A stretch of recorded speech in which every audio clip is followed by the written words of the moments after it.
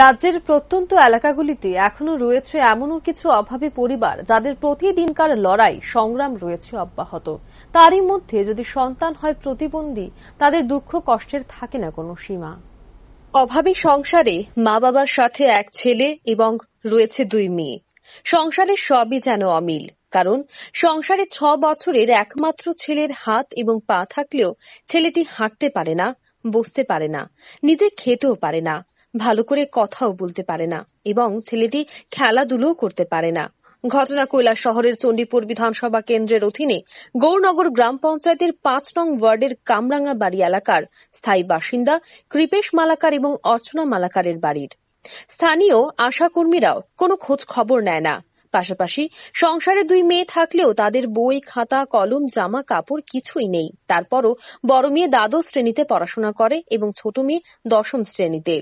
2 বোন কোনো দিন ফেলও করেনি এবং 2 বোন মেধাবী ছাত্রী হিসেবে এলাকায় পরিচিত।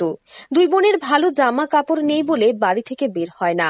বোনেদের পর্যাপ্ত কাপড় না থাকায় একটি জামা জলে ধোয়ার পর জামাটি শুকনোর পর অপর জামাটি পরিধান করে।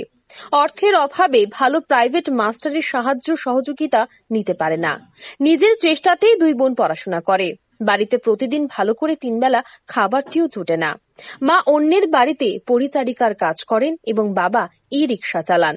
অর্থনৈতিকভাবে দুর্বল বিপিএল পরিবার হওয়া সত্ত্বেও 6 বছরের ছেলেটি প্রতিবন্ধী ভাতা পাবার জন্য সরকারের পক্ষ থেকে কিংবা স্থানীয় পঞ্চায়েতের পক্ষ থেকে কেউ আজ পর্যন্ত কোনো ধরনের ভূমিকা নেয়নি। এমনকি মা অন্যের বাড়িতে পরিচারিকার কাজ করা সত্ত্বেও মাকেও পরিচারিকার ভাতার ব্যবস্থা করে দেওয়া হয়নি। পরিবারের পক্ষ থেকে কয়েকবার স্থানীয় পঞ্চায়েতে আবেদন করার পর পঞ্চায়েত কর্তৃপক্ষ ছেলের প্রতিবন্ধী ভাতা কিংবা মায়ের পরিচারিকার ভাতার ব্যবস্থা করে দেয়নি। পঞ্চায়েত কিংবা পঞ্চায়েতের প্রধান, উপপ্রধান সহ পঞ্চায়েত সদস্য সহ শাসক দলের নেতা নেত্রীদের কাছে কয়েকবার যাবার পরও কোনো ধরনের সাহায্য সহযোগিতা কিংবা আশ্বাস না পাওয়ায় নিরুপায় হয়ে পড়ে পরিবারটি। গ্রাম পঞ্চায়েতের নাম কি? কত নম্বর ওয়ার্ড? 5 নম্বর ওয়ার্ড। কি সমস্যা আপনাদের? আমরা তো সমস্যা হয়তো ছেলেটা হাঁটতে পারে না, 6 বছর হয়ে গেছে হাঁটতে পারে না। তো 2 মেয়ে, এক ছেলে, বড় মেয়ে পরে 12-এ আর ছোট মেয়ে 10-এ। আর টুকটুক চালাইয়া সংসার চলতে খুব কষ্ট হয় আর কি। আর ছেলেটার এমনি সার্টিফিকেট আছে কিন্তু কোনো সরকার থেকে কোনো সুবিধা সাহায্য পাইছি না। ছেলের বয়স কত? 6 বছর। সে কি প্রতিবন্ধী? হ্যাঁ। তার কি তোমার সার্টিফিকেট আছে? আছে। তো এই বিষয়ে কি সে যে প্রতিবন্ধী কোনো ভাতা পায়? না। কোন ধরনের যোগাযোগ করছে পঞ্চায়েতের তরফ থেকে? না। পঞ্চায়েতের প্রধানের কাছে গেছিলেন? না, প্রধানের কাছে গেছি না, এমনি মহিলা মোর্চার থেকে শিলু দেবনাথ, এরপরে আরো অন্যরা আইছে।